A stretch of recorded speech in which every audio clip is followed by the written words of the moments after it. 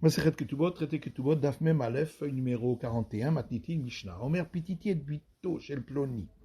Celui qui vient avouer en disant j'ai eu une relation en ayant séduit la fille d'un tel, Meshalem Boshetubgam devra payer la honte et la dégradation à son père Alpi Atzmo sur le fait qu'il a avoué. Ven Meshalem Knas. Mais on ne paye pas la sanction après avoir avoué. Omer Ganafti, celui qui dit j'ai volé en cachette, Meshalem et Keren Alpi Atzmo. Il paye le dédommagement de ce qu'il a volé par le fait qu'il a avoué. Mais il ne paiera pas les sanctions, c'est-à-dire le paiement du double, ou bien même 4 ou 5 fois lorsque c'était des animaux et qu'il les a ensuite vendus ou abattus rituellement, puisque c'est des sanctions, on ne paye pas par le fait d'avoir avoué. Et Mitchori et Ploni, s'il dit mon taureau a tué un tel, au choro chez le Ploni, ou le taureau d'un tel, il paiera le dédommagement sur le fait qu'il a avoué. Et Mitchori Avdo chez le Ploni, s'il a avoué en disant mon taureau a tué l'esclave d'un tel, il ne paiera pas suite au fait qu'il a avoué, puisqu'il s'agit d'une sanction. Zéaklal, voici la règle. Quand la Meshaim Yoter al marché ici, tout celui qui paye plus que ce qu'il a endommagé, et non Meshaim al Piatzmo, ne paiera pas suite à avoir avoué, puisque c'est une sanction. Gmara, Velitne Anasti, pourquoi la Mishnah n'a pas parlé de celui qui vient avouer qu'il a une relation en l'ayant forcé? L'homme Ibaya Kama, c'est-à-dire la Mishnah est venue nous apprendre quelque chose en plus. L'homme Ibaya Nasti de la Kapagimla, non seulement dans le cas où il dit je l'ai prise de force, où il n'y a pas une grande dégradation pour elle, le Meshaim Boshet Ubgam al Piatzmo, qu'il devra payer la honte et la dégradation suite au fait qu'il a avoué. Aval Pititi de Kapagimla. Mais dans le cas où il dit je l'ai prise en l'ayant séduite, où là, c'est une dégradation pour elle de savoir qu'elle a été acceptée d'avoir une relation avec lui. Et Malom Shem Al-Piraz, bon, j'aurais pu croire qu'il ne doit pas payer du tout sur le fait qu'il a avoué, parce que il donne à ce moment-là une foi au fait qu'il a eu relation avec elle. Comme moi je parle là, c'est pourquoi on va apprendre que non, qu'il doit quand même payer. Matnitin, de l'Oki Haïtana. Le Mishnah ne suit pas l'enseignement de ce maître de la Mishnah qu'on trouve dans une braïta. Il y a une braïta qui dit Rabbi Shimon ben Yehuda Omer Mishum Rabbi Shimon. Rabbi Shimon, fils de Yehuda, dit au nom de Rabbi Shimon, Aboshet Ubgam enom meshalem al pi atzmo. Également, la honte et la dégradation, il ne paye pas en ayant avoué. Lokol emenu sheyivgom bito shel ploni. On ne lui donne pas la possibilité de dégrader ainsi la fille d'un tel en disant cela. Amalé Rapapa d'Abaye, Nichala le dit Damaï. Rapapa dit Abaye, mais si elle veut recevoir l'argent, qu'est-ce qu'il en dit? Alors il répond, dit Malon Nichalé le Avia. Peut-être que le père ne veut pas. Nichalé le Avia Maï. Et si le père veut également, qu'est-ce qu'il en dit? Dit Malon Nichalé hu livnei mishpacha. Peut-être que les gens de la famille ne veulent pas. Et si les gens de la famille veulent, qu'est-ce qu'il en est? C'est impossible qu'il n'y ait pas un membre de la famille quelque part à l'étranger, par-delà les mers, qui lui ne voudrait pas. Donc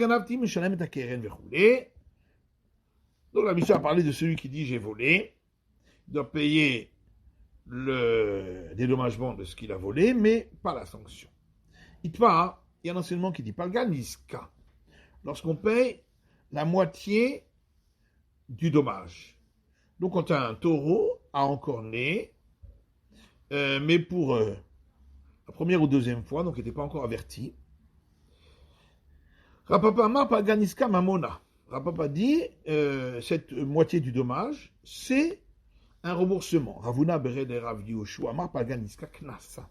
Alors que Ravuna fils de Rav Yoshua dit la moitié du dommage, c'est une sanction. Un papa m'a pas gagné mamona.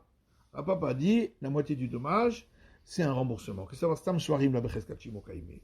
Considère que des taureaux en général, on ne considère pas qu'ils se gardent naturellement. Bedinu de Meshalem coulé. Et donc, en vérité, il aurait dû payer tout le dommage parce qu'il fallait les garder. La Torah a eu pitié de lui. Dakati lo Torah, parce qu'on n'avait pas encore averti pour ce taureau. Mais ce qu'il paye, c'est un dédommagement. Rabuna Béré de Rabbi Amar, alors que Rabuna fils de Rabbi lui dit, Palganiska Knasa. Ce qui paye, le demi-dommage, c'est une sanction. Car il considère que, en règle générale, les taureaux, ils se gardent eux-mêmes. Et en vérité, en théorie, il n'aurait pas dû payer du tout. C'est la Torah qui lui a donné cette sanction, qui écrit les Torah, pour qu'il fasse plus attention à son taureau. Siman, Hezek, Ma, Vehemit, Klal, c'est le signe mnémonique pour se rappeler des différentes questions qu'on va apporter, preuves et contre-preuves, qui commencent par ces mots, Hezek, Ma, Vehemit, Klal. Tran, alors il y a une Mishnah, en Isaac, Vamazik, Betashtumin, l'endommageur et l'endommagé participent tous les deux au paiement.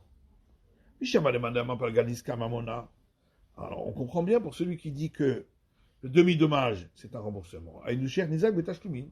Donc, dans ce cas-là, l'endommagé participe aussi au paiement puisque il ne reçoit pas l'autre moitié. Et là, le mandement par Ganiska Knasa. Mais celui qui dit que le demi-dommage, c'est une sanction ashtadela, dit des kachakil. Voilà que l'endommagé, il reçoit de l'argent qui, en fin de compte, la moitié du dommage, qui ne lui était pas redevable. Mais tachouminité, est-ce qu'on va dire qu'alors il participe au paiement? Non, il sera la prat nevela.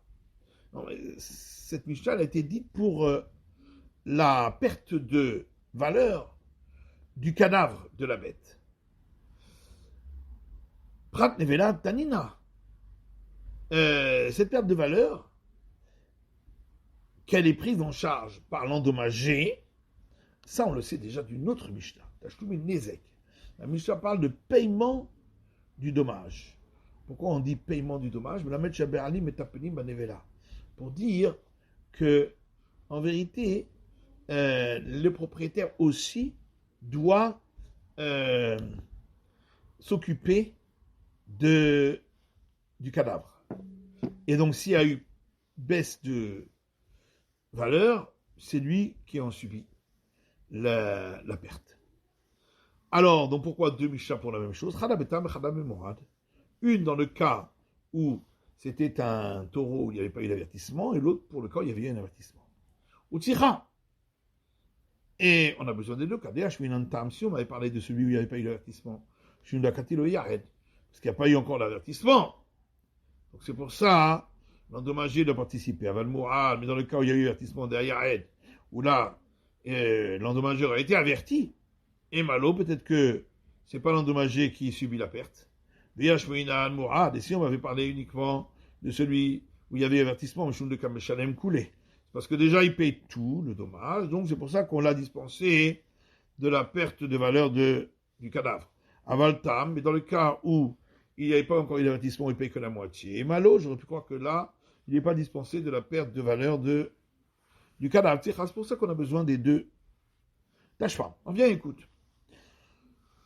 Ma benatam les mourad. Alors, il y a un enseignement qui dit, c'est quoi la différence entre le cas où on avertit pour le taureau et le cas où il n'y a pas eu d'avertissement? Shatam Meshalem Chatsi Nezek, dans le cas où il n'a pas été averti, on paye la moitié du dommage, migoufo, et avec le corps du taureau qu'on va vendre, et avec cet argent, on paye pas plus que cela. Moi, Meshalem Nezek Shalem, alors que si il y avait eu avertissement, il devra payer le dommage complet, mina aliyah, et du meilleur des terrains de l'endommageur. Or, on ne voit pas que ici, on est donné un autre distinguo en disant que lorsqu'il n'y avait pas eu d'avertissement, il ne paye pas si c'est lui-même qui est venu avouer, alors que s'il y avait eu avertissement, il paye s'il est venu avouer. Donc, il y a une preuve d'ici qu'en vérité, même le demi-dommage n'est pas une sanction. Alors l'Agma a dit non, c'est pas une preuve. Tana Veshier. Ici, on a enseigné certains cas et puis on en a laissé d'autres.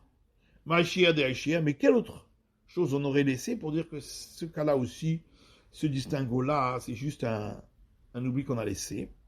Chez Hatzik offert, on a laissé de côté le distinguo qui veut que lorsque le taureau a tué en accordant un homme, on ne paye même pas la moitié de la valeur lorsque il n'y avait pas eu d'avertissement. Si c'est ça ce qu'on aurait laissé, donc la moitié de la valeur, ça on n'a pas laissé de côté. Amani Rabbi Yosef Aglilihi, parce qu'on peut dire que l'auteur de cette braïta, c'est Rabbi Yosef Aglili. L'amatam Meshem Chatziko offert, qui dit que même s'il n'y avait pas eu d'avertissement, on paye la moitié de la valeur, donc exactement comme dans le cas où il a encore né un taureau, qui a déjà été enseigné. Tâche pas. Alors viens, écoute. On a vu dans notre Mishnah, Hemit Chori et Ploni.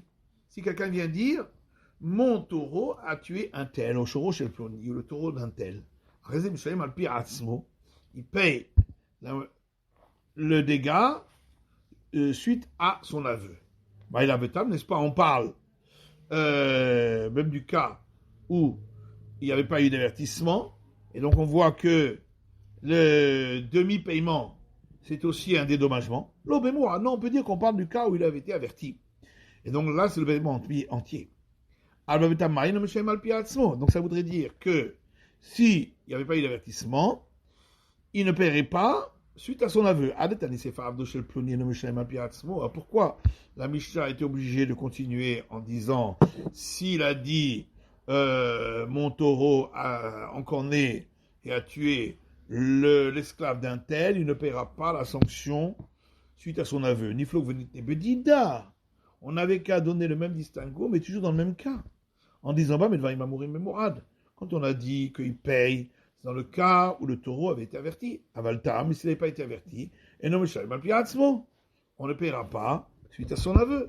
Et l'Agma répond, Kula bemourad kamaere. La Mishnah ne voulait parler que des cas où il y avait eu avertissement. Tâche pas. Viens, écoute, Zéaklal, voici la règle, dit notre Mishnah. Quand la Mishnah mettait Rabba chez Hézik, et non, tout celui qui paye plus que ce qu'il a endommagé ne paiera pas suite à son aveu. Aparot bima chez Hézik, ça voudrait dire que s'il paye moins ce qu'il a endommagé, il doit payer suite à son aveu. Donc c'est une preuve que le demi-paiement, c'est un dédommagement et pas une sanction. L'agmanilotema aparot bima chez Hézik ne dit pas qu'on vient ici faire une déduction en disant que c'était moins que ce qu'il avait endommagé, eh bien, il paye suite à son aveu. C'est venu pour dire que s'il paye exactement ce qu'il a endommagé, là, il paye suite à son aveu, parce que là, c'est un remboursement. Aval pachot mai, mais si c'était moins, alors qu'est-ce qu'il en serait? Il ne paierait pas donc suite à son aveu.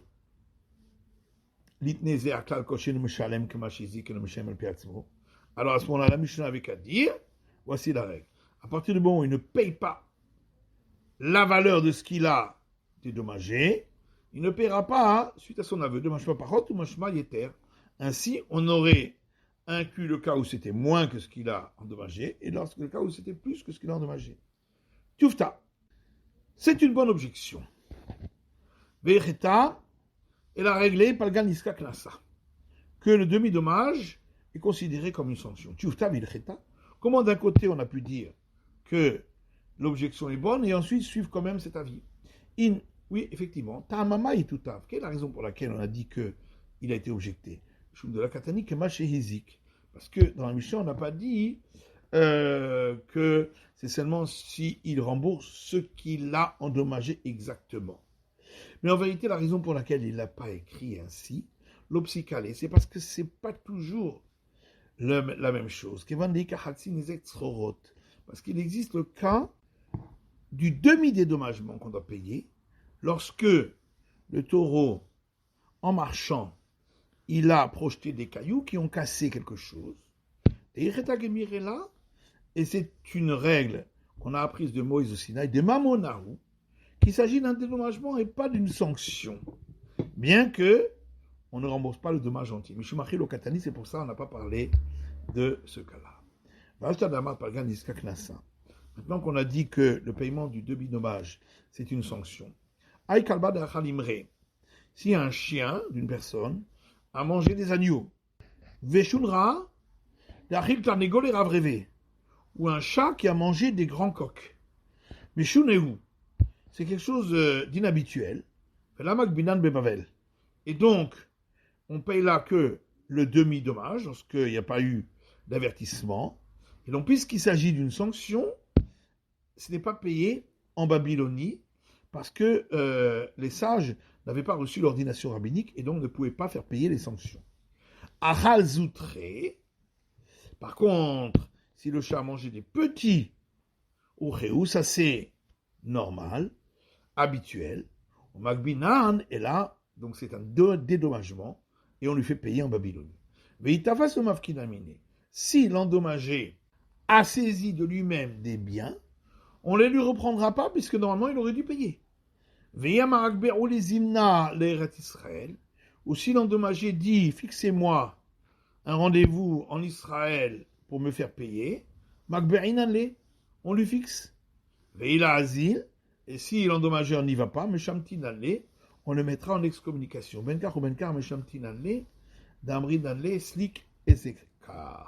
Et de toute façon, dans tous les cas, entre-temps, il est excommunié parce qu'on lui dit de tuer cet animal qui est dangereux.